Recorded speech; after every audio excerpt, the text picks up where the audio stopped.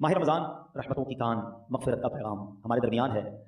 روزہ جب انسان رکھتا ہے تو کچھ نڈھال محسوس کرتا ہے، خاص طور پر جب افطار کا وقت آتا ہے تو پیاس سے زبان سوکھتی ہے، اور بعض اوقات بندہ کبھی کبھی تھوڑی دیر بعد گھڑی دیکھتا ہے کہ اب کتنی دیر باقی ہے کہ جب میں کھاؤں گا، جب میں پی سکوں گا۔ یا دو تین باتیں بڑی لطیف ہیں، بڑی خوبصورت ہیں۔ پہلی بات تو یہ کہ اس میں جو بندگی ہے نا، جو اللہ سے محبت نظر آتی ہے کہ سامنے پانی موجود ہے، کھانا بھی موجود ہے، مگر میرے رب کا حکم ابھی تک نہیں ہوا ہے، ابھی افطار کا وقت نہیں ہوا ہے۔ اس سے انسان کی اللہ سے محبت چھلکتی ہے کہ بندہ اللہ کو راضی کرنے کے لیے کھانے سے بھی رک گیا، پینے سے بھی رک گیا، اپنی خواہشات سے بھی رک گیا۔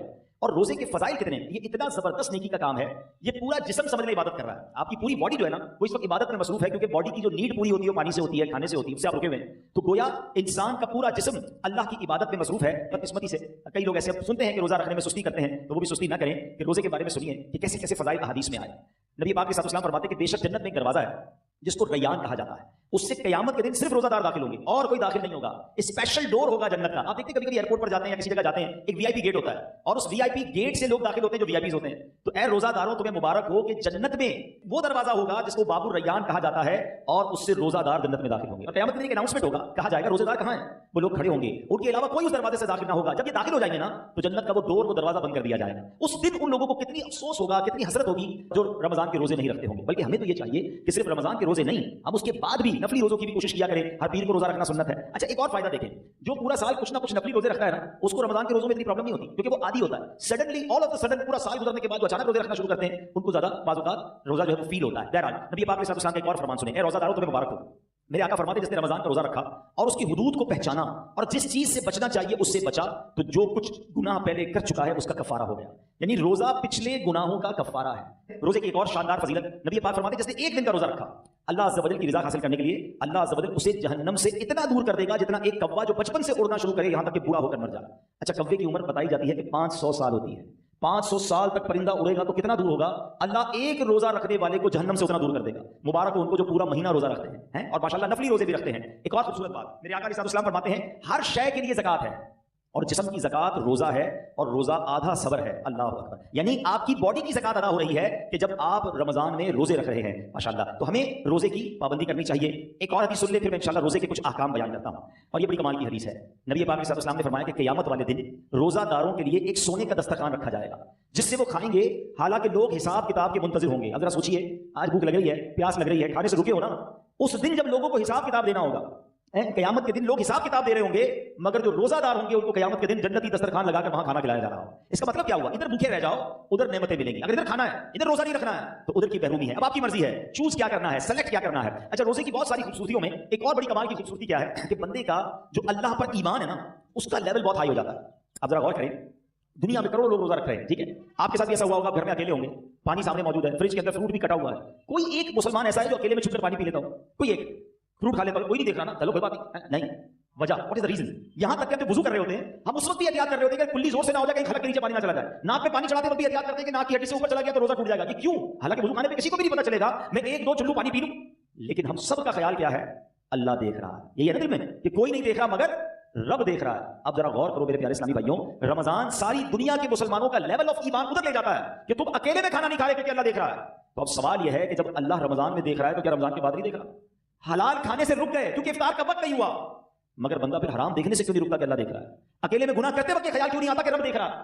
ایکچولی رمضان ہماری پوری پریکٹس کروا رہا ہے کہ دیکھو جب پورے رمضان تم یہ خیال دل میں بٹھائے رکھتے ہو کہ اکیلے میں کھانا نہیں ہے، پینا نہیں ہے، رب دیکھ رہا ہے، تو پھر رمضان میں بھی اور رمضان کے بعد بھی حرام کماتے وقت بھی سوچو نا اللہ دیکھ رہا ہے، حرام بولتے وقت بھی سوچو اللہ دیکھ رہا ہے، حرام سنتے وقت بھی سوچو اللہ دیکھ رہا ہے۔ تو انشاءاللہ اگر یہ پریکٹس بن گئی کہ اللہ دیکھ رہا ہے تو پھر گناہ کرنے کی عادت چھپ سکتی ہے۔ اللہ مجھے بھی اور آپ کو بھی یہ خیال ایسا عطا کر دے کہ جب بھی برائی کی طرف جانے کو جی چاہے دل سے صدا آئے کہ اللہ دیکھ رہا ہے۔ بالکل اسی طرح میرے پیارے اسلامی بھائیوں، رمضان میں جو روزہ رکھتے ہیں اور چیزوں کی جزا بیان ہوئی ہے کہ بھائی اس کے بدلے جنت کا گھر ملے گا، جنت کے درخت ملیں گے، جنت کے کھانے ملیں گے۔ اب آؤ روزے کی ایک اور فضیلت سنو۔ میرا کوئی بھائی، میری کوئی بہن اور روزہ کبھی قضا نہ کرے، روزہ قضا کرنے کا خیال بھی آئے تو دل میں یہ نہ لائے۔ لوگ کہتے ہیں یار کام کاج بہت ہوتا ہے، نوکری مجھے کرنی ہوتی ہے، دیکھو کام کم کر دینا، کاروبار کم کر دینا، تھوڑے پیسے کم کما لینا، مگر روزہ مت چھوڑنا، کیونکہ اب جو میں فضیلت بتانے جا رہا ہوں نا، میں نے اب تک کسی اور عمل کی یہ فضیلت نہیں پڑھی ہے، کیونکہ نبی پاک علیہ السلام فرماتے ہیں کہ اللہ فرماتا ہے، یعنی یہ حدیث قدسی بھی ہے، اللہ فرماتا ہے فَإِنَّهُ لِي وَأَنَا أَجْزِي بِهِ، اللہ فرماتا ہے روزہ میرے لیے ہے اور اس کی جزا میں خود دوں گا. باقی چیزوں کی جزا رب فرشتوں کے ذریعے عطا فرماتا ہے, مگر روزہ دار کے لیے رب نے فرمایا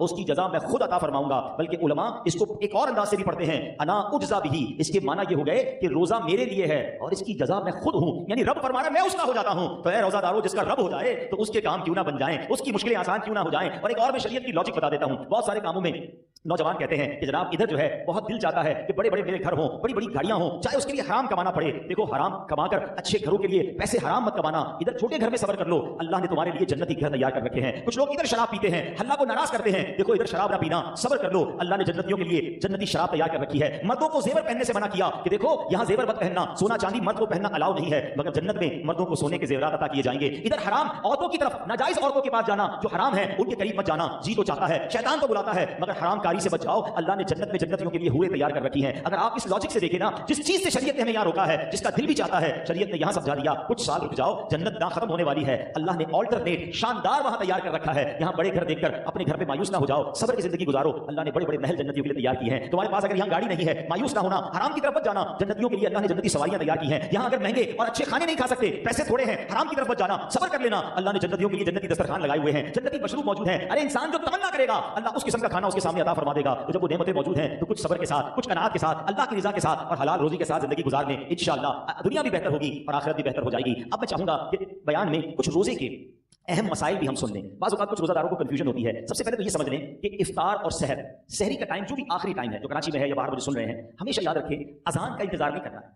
اذان نماز کے لیے ہوتی ہے, سحری بند کرنے کے لیے نہیں ہوتی ہے. ٹھیک ہے نا, ہو سکتا ہے مؤذن صاحب 5 منٹ لیٹ ہو جائیں, کبھی ان کی جناب اچھا کچھ لوگ کہتے ہیں اذان ہوگی تو روزہ بند کریں گے, اور اگر آپ کے علاقے میں لائٹ چلی گئی اور مائک بند ہو گیا مسجد, تو پھر کیا کریں گے, روزہ بند نہیں کریں گے. تو اذان جو ہے وہ روزہ بند کرنے کے لیے, افطار کے لیے نہیں ہوتی, وہ نماز کے لیے ہوتی ہے. روزے کا تعلق ٹائمنگ سے ہے.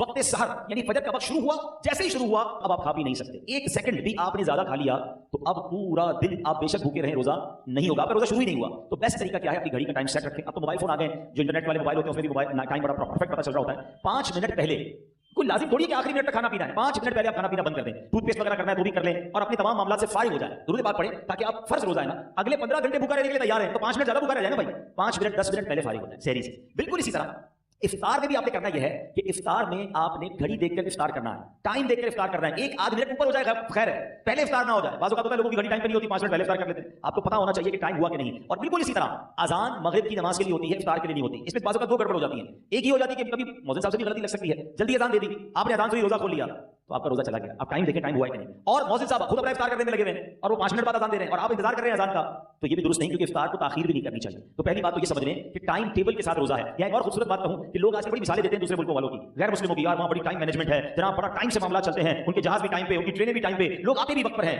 مجھے بتاؤ پوری دنیا میں ایک مذہب بتا دو کہ جو اتنا ٹائم مینجمنٹ کا درس دیتا ہو. ہماری تو ساری باتیں ٹائم کے ساتھ ہیں. وقت سے 1 منٹ پہلے آپ کو سحری بند کرنی ہے تو روزہ ہوگا, وقت گزرنے کے بعد 1 منٹ اوپر چلا گیا روزہ شروع نہیں ہوگا. افطار گھڑی کے مطابق کرنا ہے. بالکل ساری دنیا کے مسلمان ٹائم پہ افطار کرتے ہیں. ہماری ساری اذانیں, مسجد کا ٹائم ٹیبل دیکھیں, آپ کی ٹرین لیٹ ہو سکتی ہے, جہاز لیٹ ہو سکتا ہے. ہم نے دیکھا سردی ہو, گرمی ہو, بارش ہو, آندھی ہو, طوفان ہو, دنیا بھر کی مسجدوں میں وقت پہ اذان ہوتی ہے, وقت پہ جماعت ہوتی ہے. لاکھوں مسجدوں میں کیسی شاندار ٹائم مینجمنٹ ہے. اسلام کی کتنی عبادتیں ٹائم کے ساتھ ہیں. ارے جناب ہم حج پہ جائیں تو کب عرفات میں رہنا ہے, کب عرفات سے نکلنا ہے, کب پہلے نہیں نکلنا ہے, کب مزدلفہ پہنچنا ہے, کب بنا پہنچنا ہے, کون سے دن طواف زیارت کے ہیں. Each and everything going with time. اسلام جتنا ٹائم مینجمنٹ سکھاتا ہے نا, اتنا دنیا کا کوئی مذہب نہیں سکھاتا. ہاں یہ ضرور کہہ سکتے ہیں کہ ٹائم مینجمنٹ اسلام میں ضرور ہے, مسلمان اس سے سیکھتے نہیں ہیں. تو ہمیں دوسروں کی مثالیں دینے کی کیا ضرورت ہے, ہمارا دین ہمیں شاندار ٹائم مینجمنٹ سکھاتا ہے. اچھا انجیکشن, روزے میں اگر کسی کو خون دینا ہے, جب آپ خون دیں گے تو آپ کا وضو ٹوٹے گا, لیکن اگر آپ انجیکشن لگواتے ہیں اس سے روزہ نہیں ٹوٹے گا. ٹھیک ہے, کان میں اگر کوئی ڈراپ ڈالتا ہے, اگر اس کا کان کا پردہ پھٹا ہوا نہیں ہے تو بھی اس سے روزہ نہیں ٹوٹے گا. ہاں آنکھ میں اگر کوئی ڈراپ ڈالتا ہے تو اس سے علماء فرماتے ہیں روزہ ٹوٹ جائے گا. تو ہمیں روزے کے بارے میں یہ معلومات بھی ہونی چاہیے. بعض اوقات لوگ جو ہے احتیاط نہیں کرتے اور وہ احتیاط نہ کرنے کی وجہ سے ان کا روزہ ٹوٹ جاتا ہے. جب یہ فرض ہے تو اس کے احکام سیکھنا بھی ضروری ہے, اس کی احتیاطیں سیکھنا بھی ضروری ہے. تو بہرحال میرے پیارے اسلامی بھائیوں, افطار کے وقت ایک اور کام کرنے والا ہے جو نارملی ہمارے یہاں نہیں ہوتا, کیونکہ روزانہ افطار کے وقت 10 لاکھ گناہگار جہنم سے آزاد کیے جاتے ہیں روزانہ. یہ اتنا مبارک مہینہ ہے, اس لیے روزانہ افطار کے وقت 10 لاکھ گناہگار آزاد جہنم سے کیے جاتے ہیں. اور جب جمعرات کی رات آتی ہے اور جمعے کا دن آتا ہے تو فرمایا ہر لمحے 10 لاکھ گناہگار جہنم سے آزاد کیے جاتے ہیں. اب آپ سوچیں کہ افطار کے وقت ہماری کیا کیفیت ہونی چاہیے. ہمارے گھروں میں تو ہنگامہ مچا ہوتا ہے, شربت کدھر ہے, تو پکوڑے کدھر ہے, تو فلاں چیز نہیں آئی. ان آئٹموں کے چکر میں پڑنے کی بجائے افطار کے وقت کاش ہاتھ اٹھے ہوں, آنسو بہ رہے ہوں اور یہ التجائیں ہوں کہ مولا آج بھی 10 لاکھ بخشے جائیں گے, آج بخشے جانے والوں میں ہمارا نام لکھ دے. تو جب اس کیفیت کے ساتھ آپ افطار کیا کریں گے تو انشاءاللہ کبھی نہ کبھی تو ہمارا بھی نمبر آ جائے گا. تو آج بھی مدنی چینل پر آپ دیکھیں کہ افطار کے وقت کیا منظر ہوتا ہے. آنسو ہوتے ہیں, دعائیں ہوتی ہیں, التجائیں ہوتی ہیں. میں تو دنیا بھر کے ویورز سے کہوں گا کہ جب بھی افطار کا وقت آئے آپ مدنی چینل کے ساتھ اپنے گھر والوں کے ساتھ امیر اہل سنت کی عظیم دعاؤں میں شامل ہو جائیں, نہ جانے کس کی آمین کے صدقے ہمارا بھی بیڑا پار ہو جائے. تو ہمیں افطار کا وقت جو ہے یہ بڑا مبارک وقت ہے، یہ دعاؤں کی قبولیت کا وقت ہے۔ پھر رمضان کی راتیں، رمضان کی راتیں کتنی مبارک ہیں آپ کو پتہ ہے؟ سارا سال میں اور آپ اللہ سے دعا کرتے ہیں یا اللہ میری پکار سن لے، میری توبہ قبول کر لے، میری مغفرت فرما دے، میرا فلاں کام فرما دے، ہم اللہ سے دعا کر رہے ہیں۔ آپ کو پتہ ہے رمضان کی راتوں میں کیا ہوتا ہے؟ رحمت کے فرشتے یہ آواز لگاتے ہیں، ہے کوئی مانگنے والا کہ اس کی توبہ قبول کی جائے، ہے کوئی توبہ کرنے والا کہ اس کی توبہ قبول کی جائے، ہے کوئی سوالی کہ اس کا سوال پورا کیا جائے۔ یعنی رمضان میں ادھر سے آفر ہے کہ مانگ لو میں دے رہا ہوں، مغفرت چاہیے تو میں مغفرت دے رہا ہوں، توبہ کرنی تو میں توبہ قبول کر رہا ہوں۔ مگر آپ دیکھیں کہ آج ہماری راتیں کہاں خرچ ہو رہی ہیں، بہت بڑی تعداد میں لوگ کھانے پینے گھومنے پھرنے کرکٹ میچز پتہ نہیں کیا کیا کر رہے ہیں رمضان میں۔ ارے اللہ کے بندو یہ راتیں عبادت کی ہیں، یہ راتیں دعائیں کی ہیں، یہ مانگنے کی ساری زندگی پڑی ہے کھانے پینے کی۔ تو خدا را رمضان کی راتوں کو ضائع نہ کریں۔ اور میں آخری بات اپنے بیان کی کر لوں جو میں سمجھتا ہوں میرے بیان کی سب سے اہم بات ہے، وہ کیا ہے؟ یہ اب تک تو میں نے رمضان میں عبادت نیکیاں کرنے کے بارے میں بات کی نا، یہ تو چلے تھوڑی بہت لوگ کر ہی رہے ہیں یا کرتے ہیں، مگر رمضان میں گناہ نہیں کرنا ہے، اس کی طرف توجہ کم لوگوں کی ہے۔ کیوں؟ دیکھیے رمضان میں گناہ کی پکڑ بھی زیادہ ہے، رمضان میں گناہ کا عذاب بھی زیادہ ہے، مار بھی زیادہ پڑے گی۔ کیوں؟ بھائی مسجد کے باہر کوئی گناہ کرے گناہ ہے، لیکن کوئی مسجد کے اندر آ کر گناہ کرے تو بڑا شدید گناہ ہے۔ کوئی اللہ کا گھر میں جا کر گناہ کرے گا تو اللہ کی غضب کو دعوت دے گا نا۔ مکہ شریف میں جا کر کوئی ایک نیکی کرے، حدود حرم میں تو ایک نیکی 1,00,000 نیکی کے برابر، مگر وہاں کوئی گناہ کرے تو 1,00,000 گناہ کے برابر۔ اس کی وجہ کیا ہے؟ اتنے مقدس جگہ پر آئے ہو جہاں ساری دنیا عبادت کر رہے ہو، ادھر بھی گناہ کر رہے ہو۔ بالکل اسی طرح رمضان بڑا مقدس مہینہ ہے، جو رمضان میں گناہ کرے گا، حدیث میں یہ مضمون ملتا ہے کہ جو ایک گناہ رمضان میں کرے اس کے 1 سال کے اعمال برباد کر دیے جائیں گے۔ ہمارے ہاتھ میں موبائل ہوتا ہے، موبائل کھولا پتہ نہیں کیا دیکھ رہے ہیں، کیا سن رہے ہیں۔ خدا را اپنی زبان پر، اپنی آنکھوں پر، اپنے کانوں پر ہمیں قابو رکھنا ہے۔ یہ صرف کھانے پینے سے رکنے کا نام روزہ نہیں ہے۔ آنکھوں کا روزہ یہ بندہ حرام نہ دیکھے، زبان کا روزہ یہ بندہ حرام نہ بولے، پیٹ کا روزہ یہ بندہ حرام نہ کھائے۔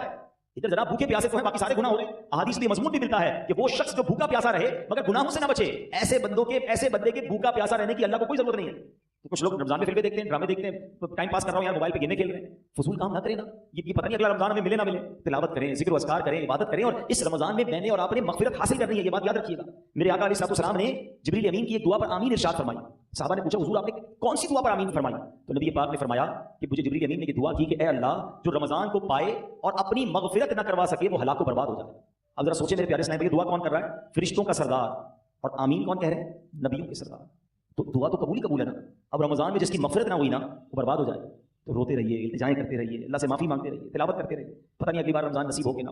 جن کو اللہ نے نوازا ہے غریبوں کی مدد کیجیے، سحر و افطار میں خرچ کیجیے، اپنی زکات پوری دیجیے اور اللہ کی راہ میں اور خرچ کیجیے تاکہ غریب مسلمانوں کا بھی بھلا ہو جائے۔ اللہ کریم سے میں دعا کرتا ہوں کہ رب کریم ہم سب کو ماہ رمضان کی برکت عطا فرمائے، روزے اس کی روح کے مطابق رکھنے کی توفیق عطا فرمائے۔ اب تک جتنے روزے رکھے اللہ اس کو اپنے دربار میں قبول فرمائے، اور آگے بھی ہمیں پابندی سے پورے روزے رکھنا صحت و عافیت کے ساتھ نصیب فرمائے۔